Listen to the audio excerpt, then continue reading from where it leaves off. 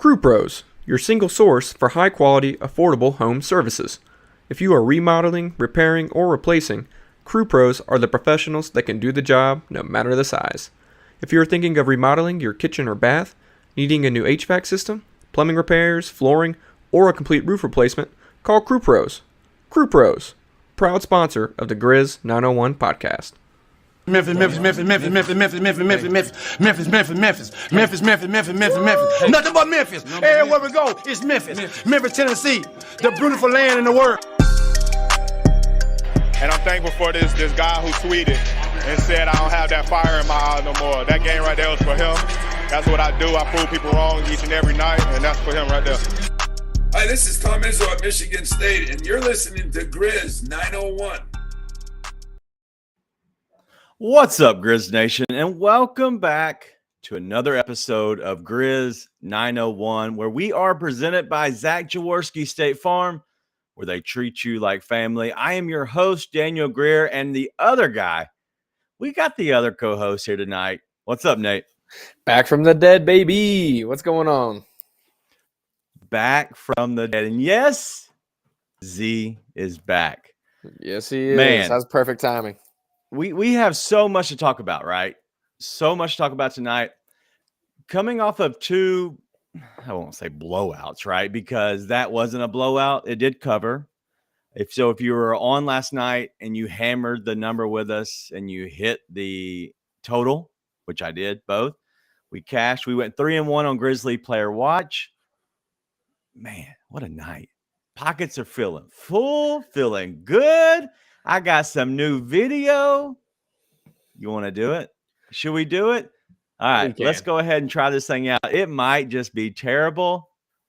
Hey, shout out Corey. Hey, look. This is the love we need on the show. This is the love. I got to stay away from it. I'm stuck on Prize Picks, which Prize Picks, great for Utah, bad for my addiction. So I need to get back to FanDuel, man. I was raking it in while I was back in Tennessee. It was up 500 in like 6 days. I need that again. All right. Well, you can come back and visit your family anytime you want. But we're going to go ahead and talk through this game a little bit. We have some highlights to show you. So as we're talking about the game, give you a chance to look at, some of the things that happened during the game. So if you are on the podcast, feel free to stop by YouTube and check it out when you have time. But this is just a highlight reel. It's just going to keep on going. And so what we will do is break down a little bit of the game, give our kind of two things about the game.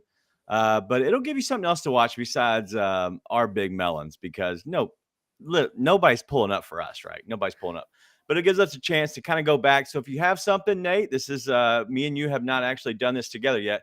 If you have something you want to see, I will by all means push the rewind button. So let's go ahead and get into this right quick. And it is going to be our new segment called Two Things. So give me your two things about this game that you saw. Go ahead. Well, one, let's just be real. You're more excited than anything to be using your new toy you found. Let's just keep it a buck. You just want to use your new toy, which I don't blame you. It's actually working way better. I thought this would be a disaster. So congratulations to Daniel, but it is pretty cool to be able to watch these highlights while we go. Two things. Number one, I don't know. How dare you specifically doubt Zaire ever, right? I don't know what you were thinking saying Roddy should get minutes over him. That was terrible on your part. But no, truly the return of Zaire Williams. I have been going for it a lot, saying I think he needs time in the G League. I almost called it the Z League. If he went down to the G League, it would become the Z League, because if he's playing like that, man, then yeah, like he needs to be in that rotation up higher. I'd like to see it consistently, but that was, and I put this out in a tweet earlier today, what I wanted to see from him that I've been seeing from Roddy. Just confident all around. Those threes he took were confident. The main thing was that Euro step, though, attacking the basket, super confident, right? And so, yeah, really, really great to see that from him tonight. Looked like the Z that we were left with after the end of last season in Summer League. So it's one game. You need to see it more than once, but super, super encouraging to see that, man. Love seeing 100%. That. And literally just watching these highlights, we haven't seen him yet, but we will see him soon. But the thing that I saw with Zaire tonight and it's not anything we haven't seen before, right? So it's not like, oh my God, that's groundbreaking. Like that is Zaire Williams. It's not that. He looked like he was confident and comfortable, right? And he looked like a player that said, all right, I kind of took a deep breath. Here's a shot. Yeah, look at that. Perfect. He gets to the lane, and here's a spot up three for him. Perfect shot. That is him feeling confident that you know what? Hands are out, ready for the ball. Like before, he's kind of like, you don't have to throw me the ball if you don't want to, but you can. And I think that was honestly that he was able to, I guess, feel confident enough to, hey, give me the ball. If I'm open, hit it to me, and I'm going to hit the shot. Yeah, and there's some people on Twitter today on the thing I posted telling me, like, hey, Z's gonna be okay. I'm like, yeah, he's gonna be okay. No one's doubting that. It's all about what the present production was, right? And being able to see him come back and do that today is awesome. I was very surprised. I didn't expect him to be able to flip a switch and turn it on like that, right? Because that's not been the Zaire we've been seeing. No one would say that's the Zaire we've been seeing since he's been back. But yeah, listen, he's playing with confidence. Looked awesome. Hopefully that's here to stay, because that's a Zaire we all thought was going to be here coming into this season. Yeah, that was pretty filthy. That can lead straight into my second thing. I saw it. I know exactly what you're talking about. Watch this putback. If you're on here, we get the little 3-point play, which Steve-O doesn't make the free throw, so it's never a 3-point play for him. But if you see this, if you're on here YouTube, watch this putback dunk from Jaren. He just comes from the 3-point line. God, he makes it look so easy. And that's the biggest thing with Jaren is he's able to be that condor. He's able to be that player. And there's Roddy. Look at that, knocking that big boy down. And that was my second thing, which I saved the second one. Well, I thought the better one for last, which is feed Trip like that every night. And I think they're starting to figure it out. I think we've seen them make a more concerted effort to give him the ball a lot more consistently. And I know we get frustrated because they didn't get a lot of shot attempts, but a lot of times recently he's not been getting shot attempts because they're putting 2 or 3 guys down in there on him because they just pack the paint against the Grizz, haven't shot the 3 ball well. That's why. But they've been feeding him. And then tonight was just the ultimate, give him the ball and let him go. Yeah. I think they're starting to figure out that will unlock so much more of the offense, and they can trust him, right? They've known what Jaren could do more than we knew what he could do, right?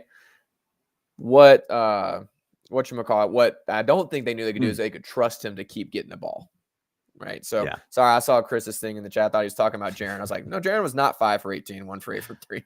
But that's okay. He can continue hate on Dylan in silence in the chat. Yeah, I think they know they can trust him with that and let the offense flow through him. And you saw what that can look like tonight. That's sort of the pinnacle, right? Ja 32, I think. Jaren 31. Yeah. Awesome, dude. And he's getting boards. He only had 3 blocks in the first quarter. He ended up with 3 because they're like, we're not going in there anymore. We're not doing that anymore, right? Well, I was going to talk about that is he got his 3 blocks right away. And if you saw the rest, when he was in there, they weren't going at the rim. And you saw that from Franz Wagner one time. He went up and was going to go shoot and realized, OMG, Becky, that's Jaren. And I cannot go over him. So he curled up in a ball and literally just like went to the fetal position and didn't know what to do. And that was literally, he was just giving up because he was not getting over. You're not getting over Jaren in that moment. And honestly, and that's the adjustment that people make. If there was a bet to get for 2 or more blocks in the first quarter, 100%, I'm hitting that every single time with Jaren. Well, he gets them in the first quarter every game. I mean, he only ends up with 4 because they're like, we're done. We're not doing that again, right? It's a losing battle. So, yeah, it was obviously awesome game from Tripp. Best game we've seen from him, most complete game. But I think the exciting thing for this season, and as it relates to tonight, is we're getting this version of Jaren more often than not. Obviously, not in the volume and to the full extent, but we're getting the consistently good on offense, good in the paint, knocks down a couple threes, Jaren. Obviously, the defense and the blocking is there.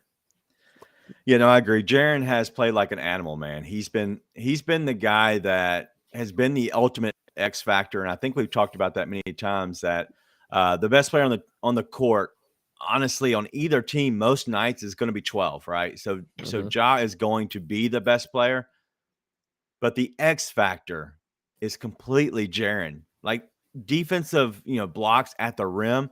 He's getting fouls at the rim compared to getting fouls on reach and trying to get his hand in that cookie jar, trying to get the steals. That's the Every difference. foul. If you get a foul, contesting a block, that's fine. Who cares, right? Because you have 6 of them for a reason. It's the whole hand in the cookie jar, trying to get those steals, swiping down has been his biggest bugaboo for forever. And so finally, why are you laughing at bugaboo? I think it's just it's a funny Southern word. That's all. It is funny. But no, I think that Jaren has been absolutely exceptional. Let's go ahead and let me give you my 2 things. My first one is going to be Steve-O. In the very first quarter, I saw that he did not look like he had it tonight, and I just don't know if it was the energy. Maybe honestly, he caught he's got a cold. I don't know. I'm not here to be Dr. Daniel. That's not my job. But it looks like he just wasn't himself. First thing I did was hit the under on his rebounds because I knew that was hard to get that number, that over 12.5, over 13.5 that he was going to get to. And so he just didn't look like himself. But there's no way in this world that I will ever talk bad about Steve-O because dude has been an absolute monster. I just think there might be something wrong with him because and I'm not looking for perfection. What are we talking about? I'm judging the guy by his gameplay. Okay. I'm not being mean. Okay. I'm just looking at it. For anyone listening and not on the live feed, Daniel's getting called out for looking for perfection. Yeah, I'm not looking for perfection, guys, right? I'm just saying he didn't look like himself, right? And then the end of the day, his screens. Oh, I'm sorry. I apologize.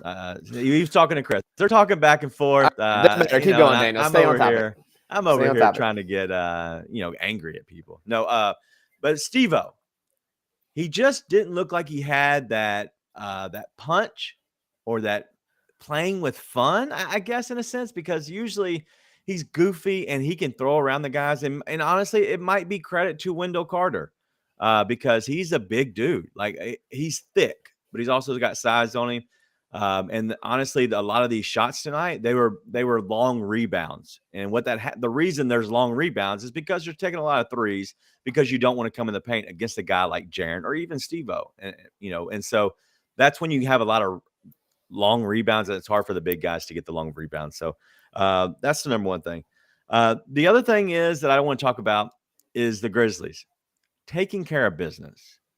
In the past, the Grizzlies, they just haven't been a team that shows up and gets a business win. Tonight was a business win. Charlotte, that's the easy one to get, right? Because you're feeling comfortable. You're going to Charlotte. They're not good. They're probably the number 1 team that if you had a draft, they would have less players drafted off of their team more than anybody else. Nobody wants anybody else besides LaMelo. Maybe Kelly Oubre. Nobody's getting Gordon Hayward because he's hurt every other week.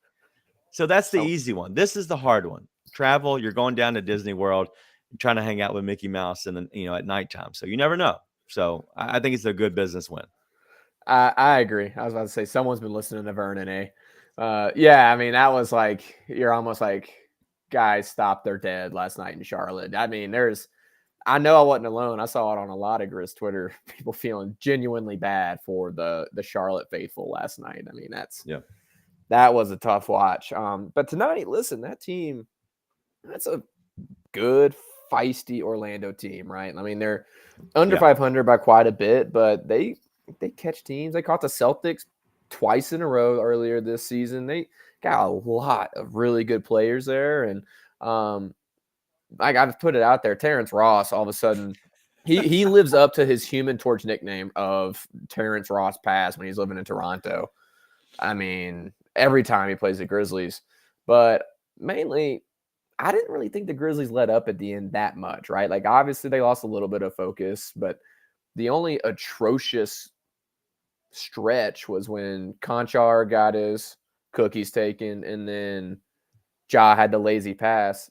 it was really those two plays. That was about the only time I was like, oh wow, they really got to lock it in. That can't happen. Other than that, Orlando got hot towards the end. Wagner really woke up at the end of the game. Ben Caro woke up in the second half. And so good win. I had no negatives, issues from that win. Even Steve-O, I'm like, that's a monster who's being asked to do a lot night in, night out on a back-to-back. I think it's their second back-to-back in a row, right? Because it was Pelicans, Kings. Yeah, it's just, listen, he got tired legs. He has every reason to have tired legs. So yeah, great win, great business win. Absolutely. Yeah, and so what Corey said in the comments is Franz and Paolo have length and ball handling, and that's going to be good for them going forward. But also to that same thing, length, ball handling. Hello, Grizzlies. Like that is literally what the Grizzlies are doing. They're trying to get length. They're trying to get stretch bigs. They're trying to get their three, like a Zaire, to be, a 6'11" guy. Like that's what they want. And honestly, with this team tonight, you saw it, you can't push them around.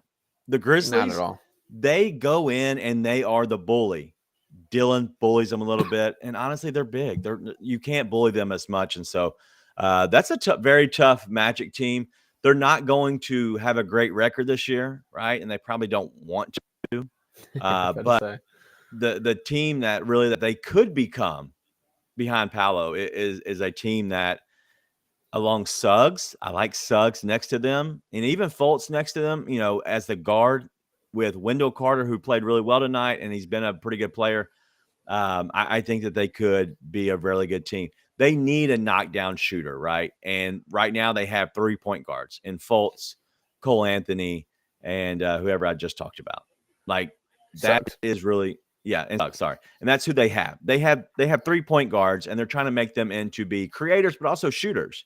And so if they could figure out a way to get just a knockdown shooter that can be a true shooting guard, I think that team could be really good. And so who knows, but I'm excited about their future. I'm also excited about the Grizzlies' future and what they have, because what they're doing is they're winning games that they should be winning. And one stat I want to share real quick, the Grizzlies now, let me get to it before I completely just, screw it up. All right. So if you go to like ESPN, if your app, whatever, and you go to expand it, if you look at the teams, they're 12-8 against teams that are above 500.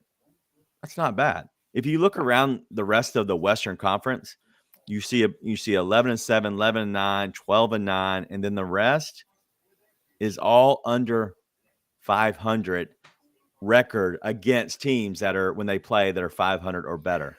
So realistically, it's Memphis, Denver, New Orleans, and Dallas all have winning records against teams that are 500 or better. That is important, because that means they're winning good games against good teams. That doesn't happen every year. But also, if you look at below 500, the business wins, they're 13-5. And that is very important. If you look at a team like Sacramento, they're 9-13 against teams that are 500 or better. So they have a losing streak. I mean, they have a losing record against those 500 teams.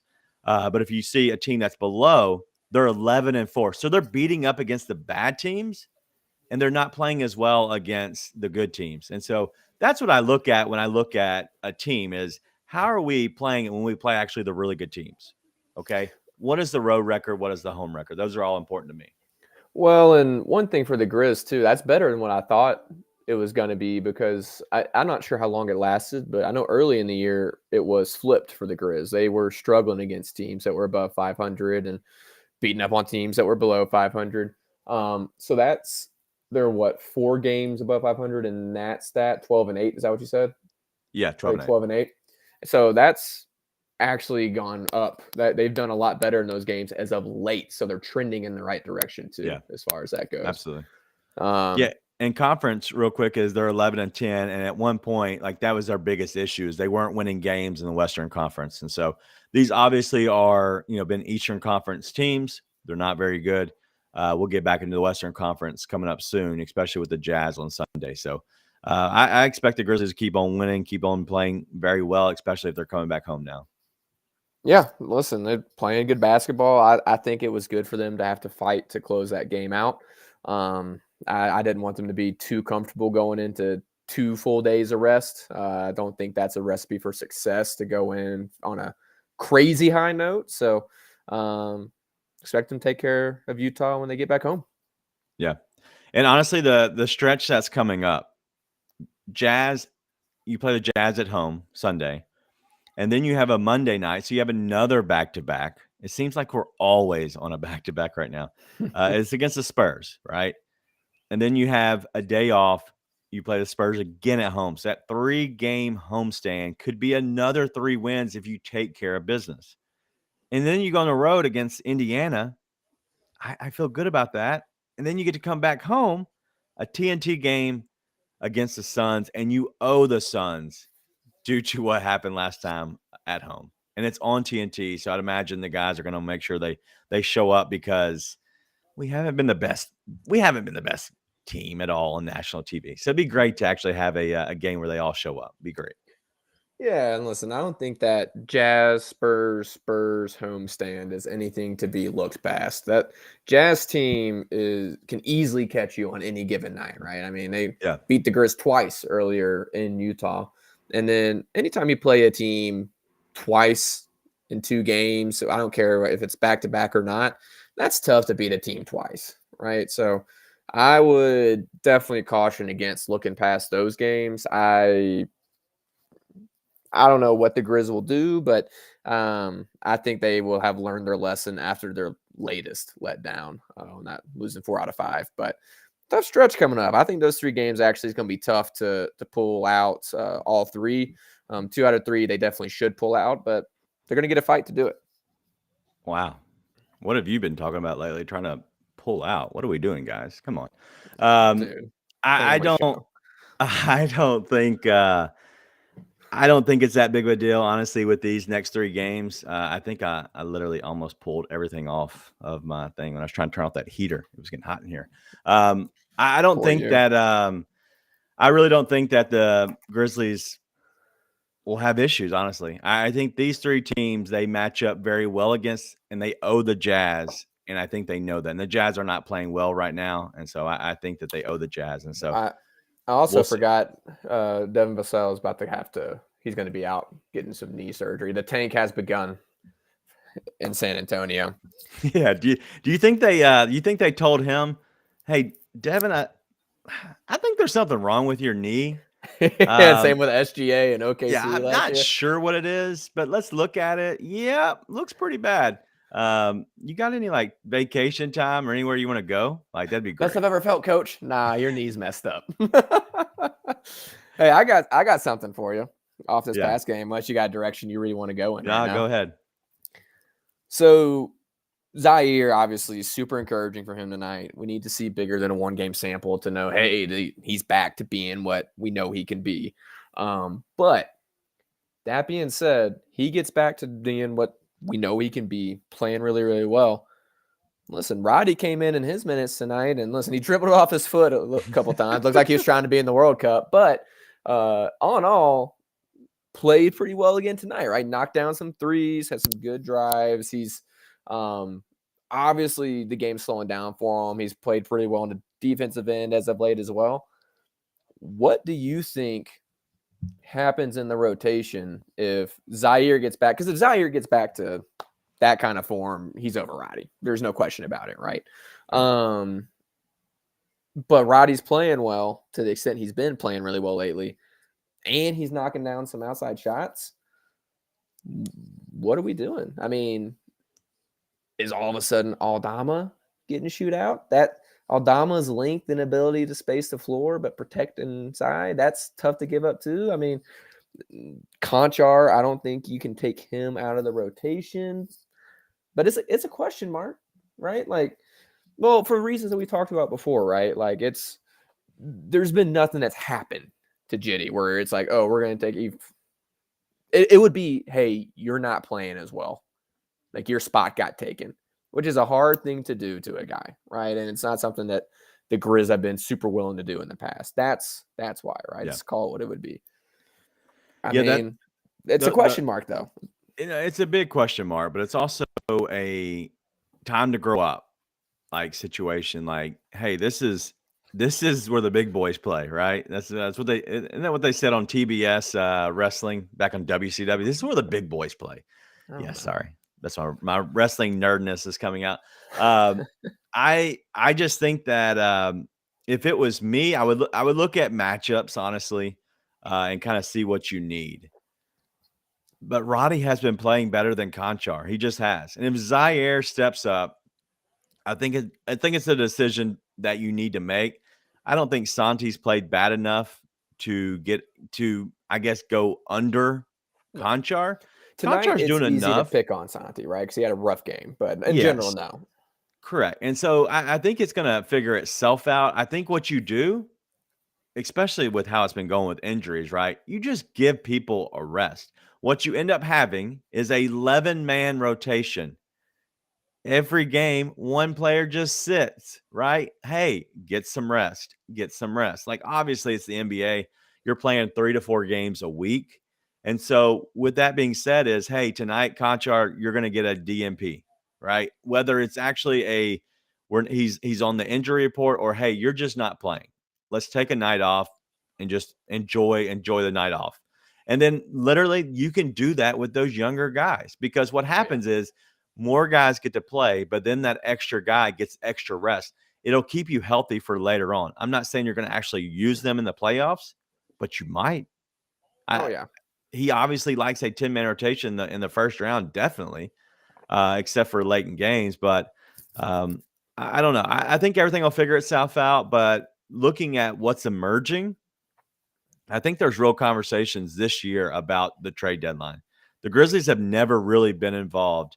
And I think this is the first year that they have a chance to really be involved. And I don't know what that looks like. I had my guy, right? I had him circled. I have a running list of who I like that are tradable players, what they make, how many years are left on their contract, what you have to do to give up to get them.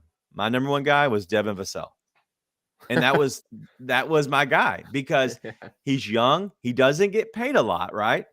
What do the Grizzlies have right now? The Grizzlies have a lot of picks. They also have a lot of players. They have a lot of picks. He was making $5 million a year.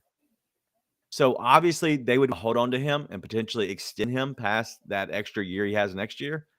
But what happens is if you're able to get him, you throw 2 first-round picks and a decent player at him, that's an easy one. And that's a little consolidation, an upgrade in an easier way. And so that obviously can't happen now, which I'm completely just not a fan of.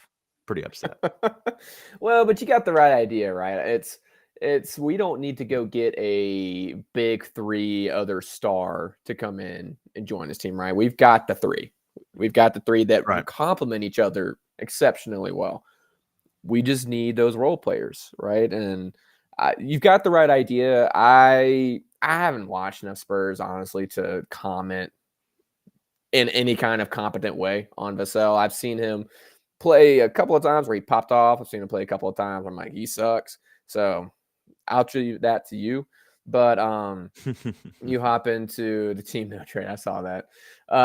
But you hop into guys like Malik Beasley's out there to be had. The Raptors, there's a good chance they're moving guys, right? There's a lot of different options to be had where you can go get somebody to just slide in and play that role, right? Like Chris said in the chat, role players win championships. That's what you need. You just need those role players. And so I know I love Malik Beasley. Jordan Clarkson's been a guy that I know a lot of Grizzlies fans love. I just have a hard time seeing them moving on from him, to be honest. I think he's a piece they keep no matter what. But a lot of guys out there.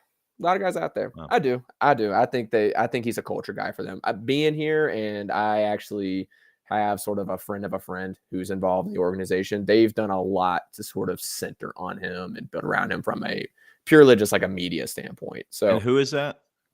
Not your friend. Jordan Clarkson. Okay, Jordan Clarkson.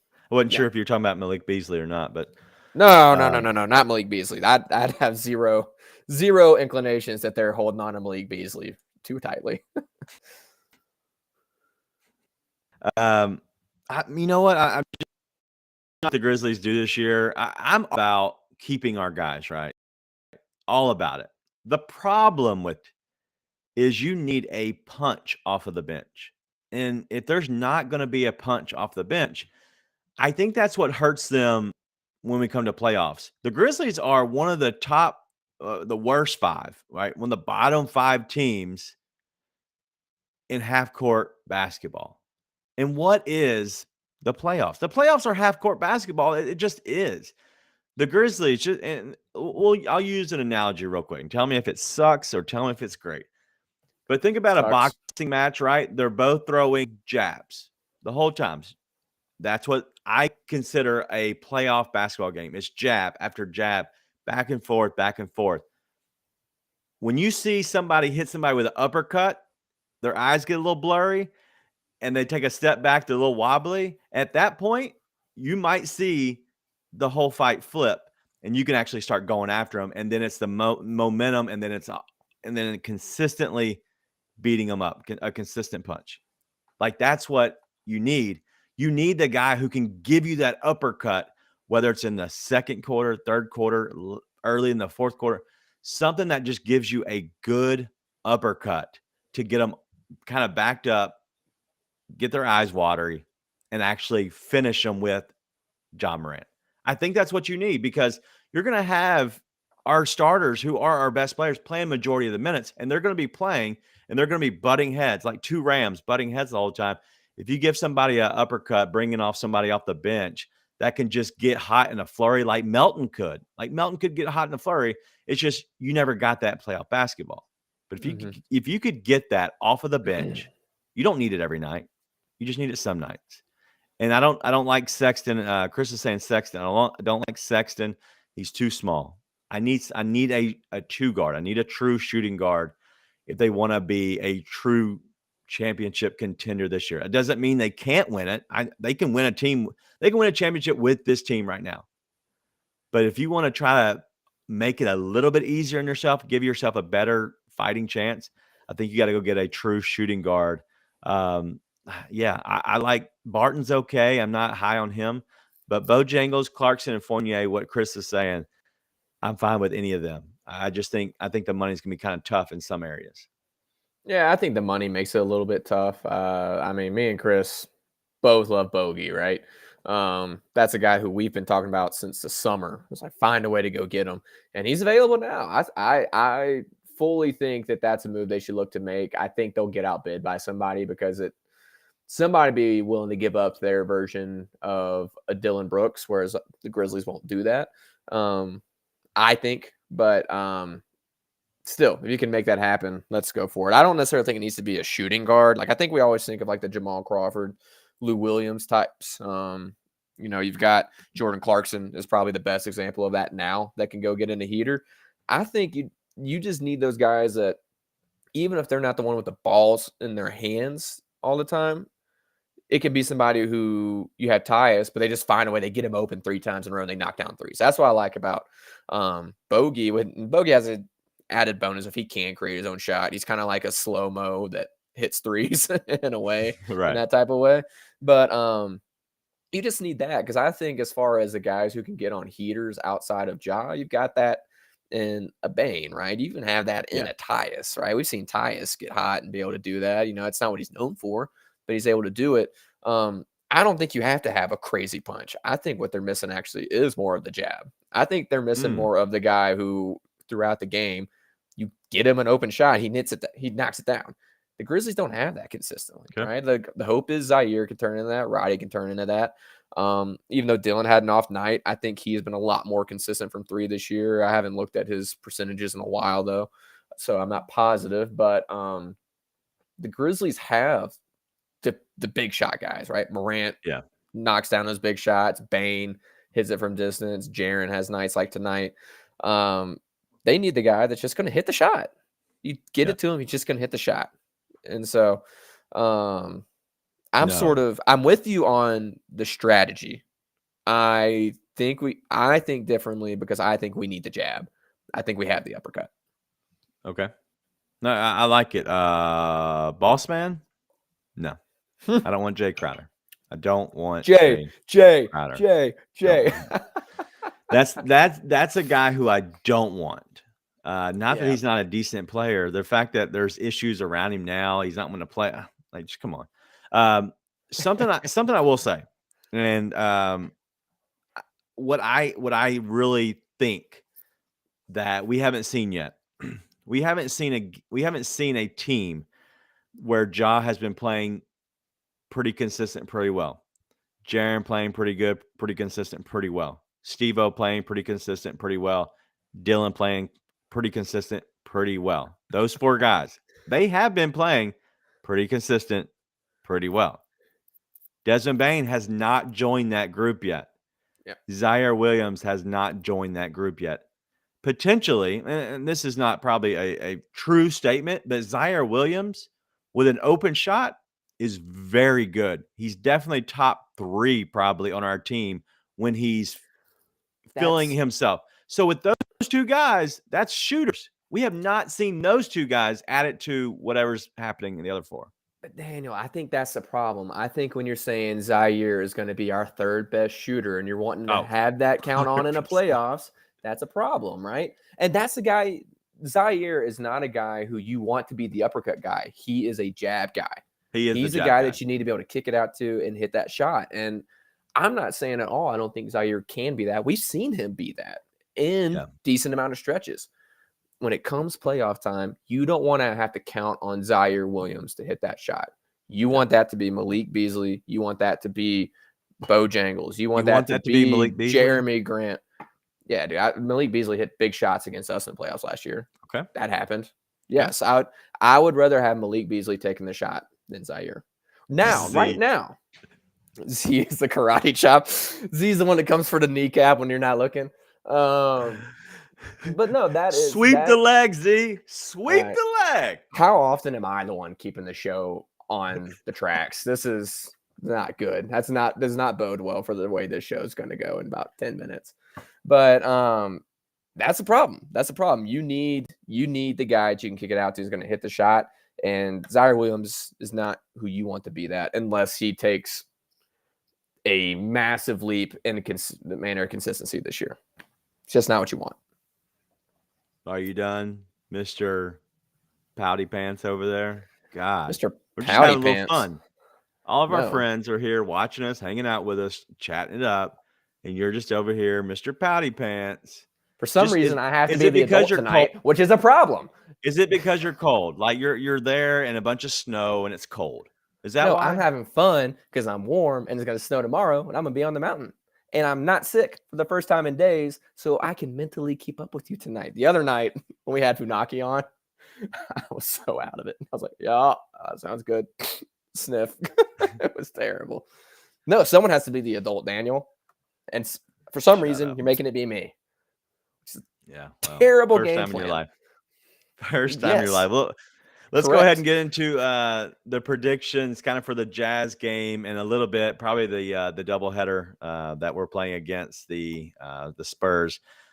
Before that, if you have any merch that you want to find, Grizz901 merch, grindcitydesigns.com/Grizz901.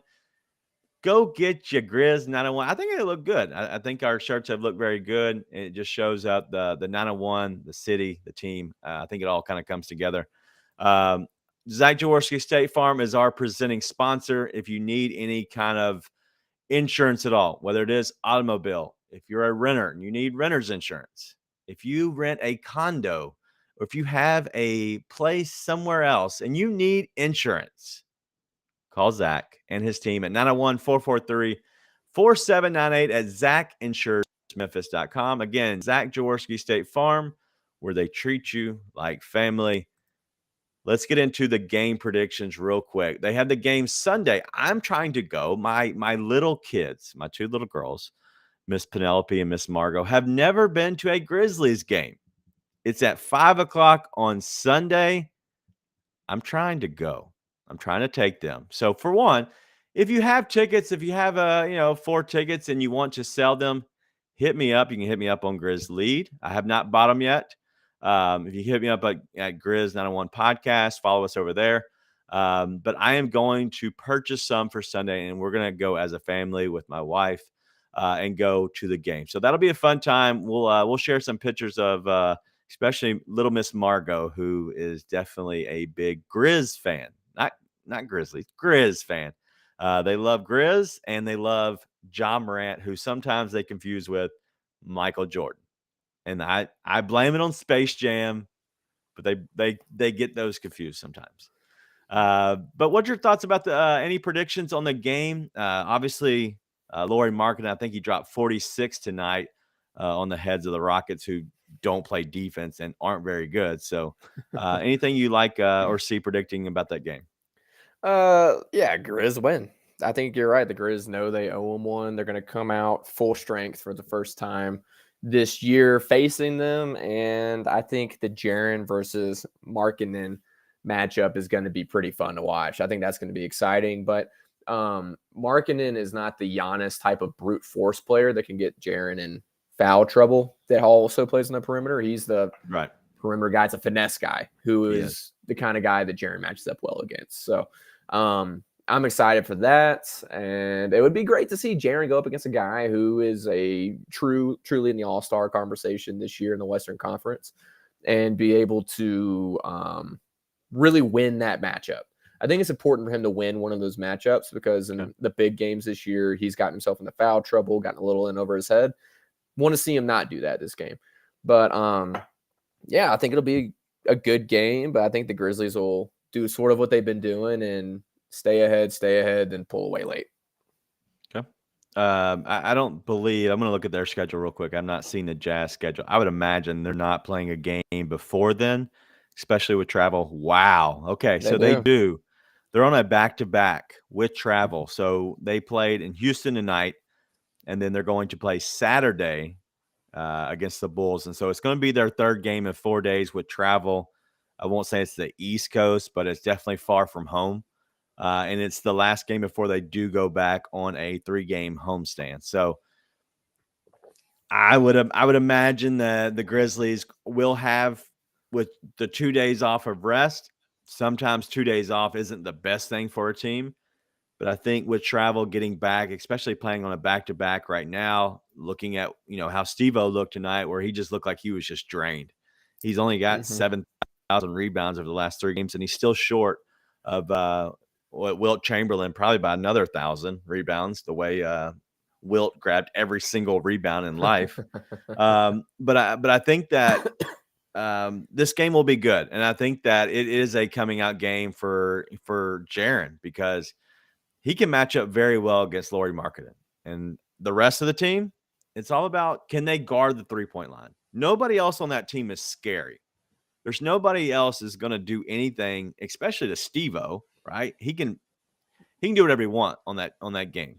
But we weren't healthy in those first 2 games in Utah. We had Bane out 1 game. We had Ja out 1 game. So I would expect that the Grizzlies want to make sure they take care of business with a full and healthy squad.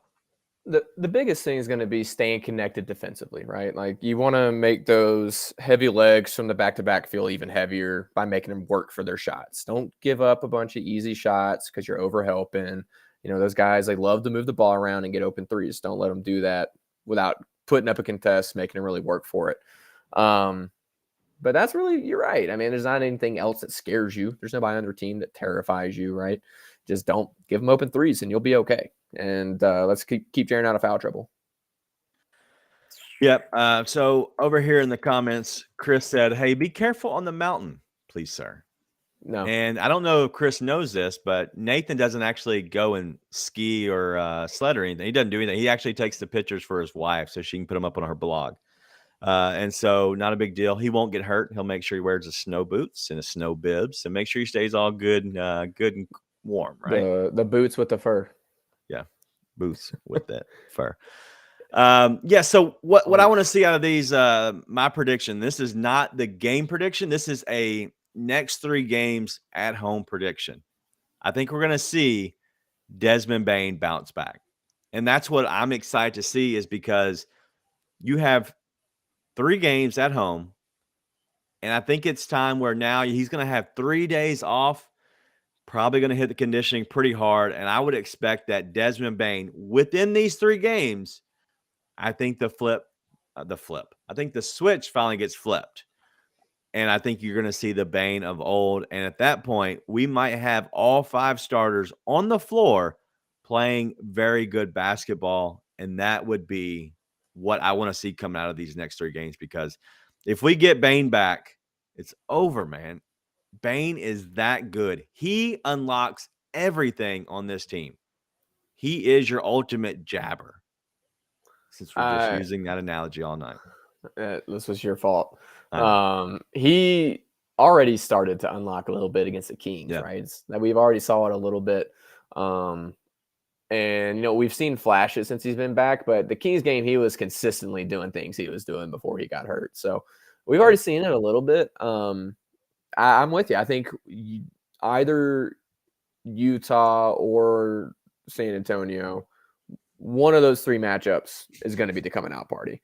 No, I'm sure. I was thinking in my head, I'm like, will he play the back-to-back, right? And I think this will be the last. There is no back-to-back. He takes off. I'm sorry. Yes, Sunday and Monday. Sunday and Monday. You're apologizing. Sunday and Monday, day off, second Spurs matchup. So I'm wondering if he'll play that first Spurs matchup. But I think one of those first 2 games, he's going to have the coming out party. I think he'll play the back-to-back. But they need it. They're going to need it. There's going to be a point in one of those 3 games for sure where they need a big shot and they need Dez to be the one to make it. So let's hope. Because I think if he makes those shots and he does turn it on, they go 3-0. I think if he doesn't, probably 2-1. Yeah, absolutely. I think it's a sweep of the homestand. And what are they at now? 5-game win streak? Is that correct? I think it's 5. 5. Do we trust? Yes, but we're going to verify. Trust but verify. I think my mom said that once. There's probably a lot of people that say that, but trust but verify. Are you watching this Clippers Nuggets game, by the way? No, not. What's going on? It's rough. The PG Kawhi is not working right now. It's rough. It's 25-63. I'll let you guess what shit they're on. All right, so the Grizzlies officially will not have sole control over first place. We're going to go ahead and announce that. We're going to predict that hammer nail coffin. It's over. We're going to share first place after tonight when Denver beats the Clippers. I do want to say that honestly, the show's been doing much better than I hoped and expected. But we still want to get a. If you have a chance, go give us a rate and review on podcasting, but also subscribe to our YouTube channel. Obviously, if you're here, you're watching, but we're going to keep giving you more and more content. So we can't thank you enough for kind of hanging out with us, but solely, we're going to be bringing more people on to kind of stop by and be doing little spot. Yes. I guess a pit stop in, whatever, have a little bit of a break. Listen, my brain's tired. What do you got, Nick? The one thing I wanted to say before we wrapped up, we always say, be nice, tell your friends. The way we wrap up every single show. I want to give a shout out to Grizz fans, Grizz Twitter, Grizz Nation, however you want to call it. DeMar Hamlin opened his eyes, was with his family today. Awesome moment.